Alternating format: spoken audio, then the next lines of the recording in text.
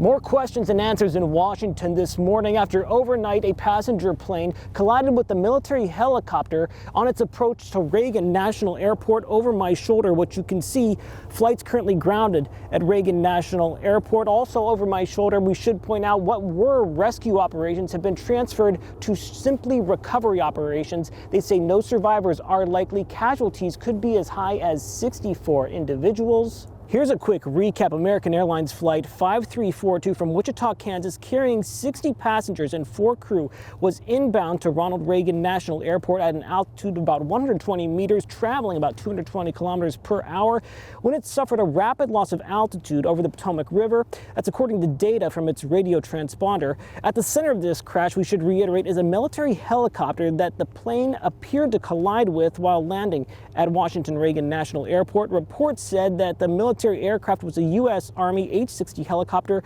on a training flight carrying 3 service personnel. Video from a camera near the airport clearly shows a fiery explosion. Presumably that's the moment of impact.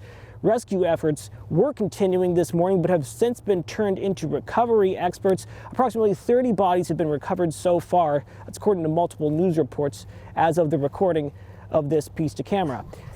The work is now shifted to a recovery mission. Sadly, there are no survivors. The American Airlines chief executive posted a video on multiple social media platforms saying there was deep sorrow because of this crash. He also said the airline was cooperating and taking the initiative to investigate this, to figure out exactly what went wrong, and cooperating with authorities, obviously, in the days, weeks, and months ahead. You can expect many investigations taking place on several levels throughout the federal government to figure out exactly what happened with this deadly crash.